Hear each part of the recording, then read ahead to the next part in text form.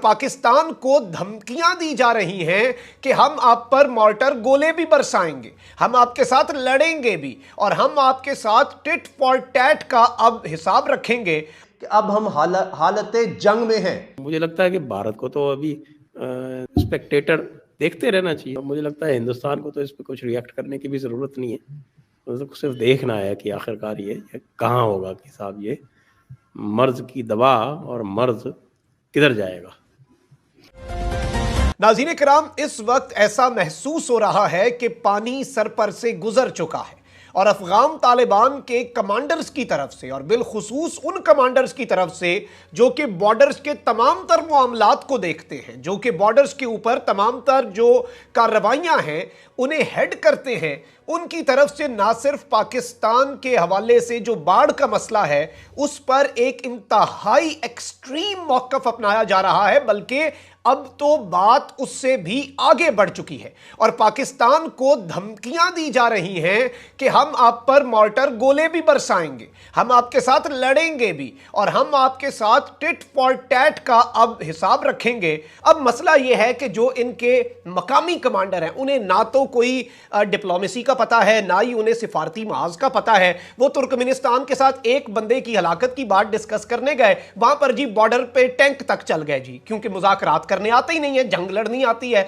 मुज़ाकरात वालों को मुज़ाकरात नहीं ये करने देते। ईरान के साथ इनकी कशीदगी हो चुकी है। तो इस वक्त ऐसा महसूस हो रहा है कि बिखरी हुई बॉर्डर बटालियन है और उसका जो ये कमांडर है मौलवी सनाउल्लाह, ये उससे भी ज्यादा बिखरा हुआ है, क्योंकि इसने इस सब के अंदर बड़ी क्लियर स्टेटमेंट्स दी हैं। इसने कहा है कि हम कभी भी किसी भी वक्त कहीं पर भी बॉर्डर पर फेंसिंग अलाउ नहीं करेंगे। जो कुछ पाकिस्तान की हुकूमत ने और फौज ने किया वो हमसे पहले किया, अब ये यहां पर बाड़ लगाकर दिखाएं, हम इसे मजीद अलाउ नहीं करेंगे, मजीद टॉलरेट नहीं करेंगे। अफगानिस्तान की तरफ हम फेंसेस लगाते जा रहे हैं, बाड़ लगा रहे हैं। हमारे डीजी आईएसपीआर जो है उनका भी एक प्रेस कॉन्फ्रेंस थी 2 दिन पहले, उन्होंने कहा कि जी 94% हमने लगा ली है और हम बाकी भी कंप्लीट करेंगे। ये और बात है कि हम लगाते जा रहे हैं और तालिबान उसको हटाते जा रहे हैं।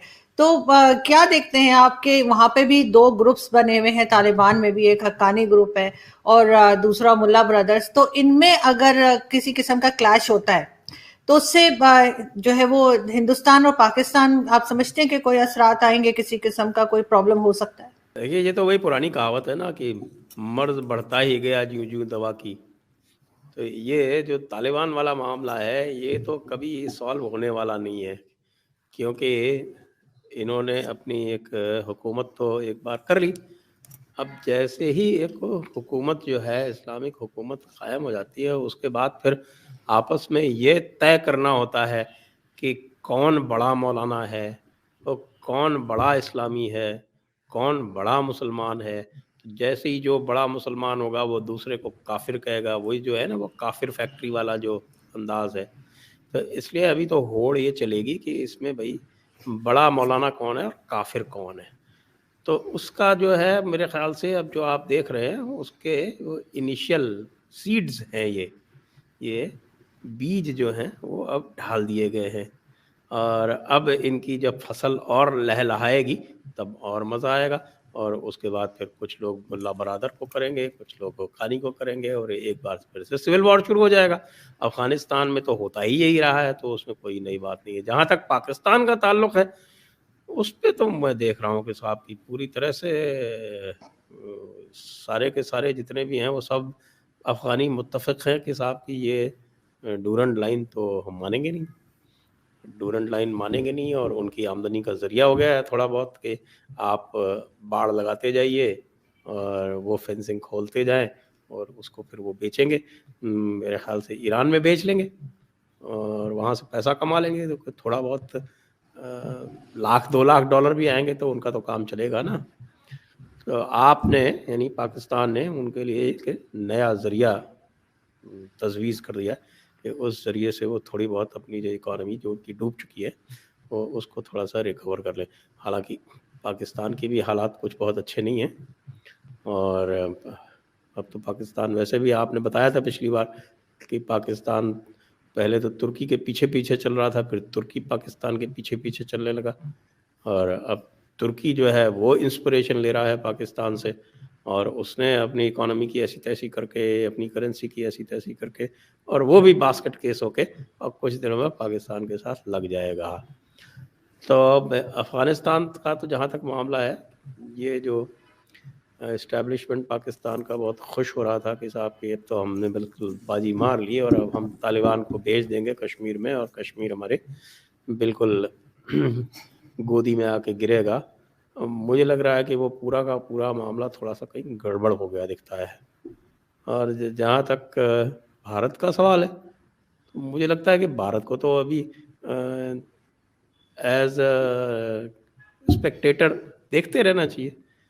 जब सामने वाले आपस में ही लड़ रहे हों, टीम जो है आपस में ही लड़ रही हो, तो जो जिनसे वो आगे मुकाबला करने का ख्वाब देख रहे हों, तो वो मुकाबले में आने से पहले ही आराम से पहले देखता रहे कि हो क्या रहा है। मुझे लगता है हिंदुस्तान को तो इस पर कुछ रिएक्ट करने की भी ज़रूरत नहीं है, तो सिर्फ देखना है कि आखिरकार ये कहाँ होगा कि साहब ये मर्ज की दवा और मर्ज किधर जाएगा। नाज़रीन कराम, एक जानिब तो अफगानिस्तान की सरहद के ऊपर पाकिस्तान के साथ अफगान तालिबान की बढ़ती हुई कशीदगी, बाढ़ को उखाड़ने के वाकयात और फिर उसके बाद अजीबो गरीब धमकी आमेज बयानात का एक ना रुकने वाला सिलसिला, इस सब ने एक जानिब तो पाकिस्तान के सिविल मिलिट्री हलकों के अंदर और अवाम के अंदर एक तशवीश की लहर दौड़ाई है। लेकिन अब मामला इससे भी आगे बढ़ चुका है। आप ये डिप्लोमैट मैगजीन का आर्टिकल देख सकते हैं, Afghan Taliban turn blind eye to the Tehreek-e Taliban Pakistan. Afghan Taliban ने उन्हें इग्नोर करना शुरू कर दिया है कि जो मर्जी करो, हम नहीं देख रहे, हम सपोर्ट भी नहीं कर रहे, लेकिन हम रोक भी नहीं रहे। लेकिन सबसे बड़ा वादा जो तालिबान का था किसी भी मुल्क के साथ, पूरी दुनिया के साथ, वो ये था कि हम अपनी सरजमीन को किसी के खिलाफ इस्तेमाल नहीं होने देंगे। The Afghan Taliban have shown no signs of expelling TTP leaders और preventing them from carrying out attacks in Pakistan.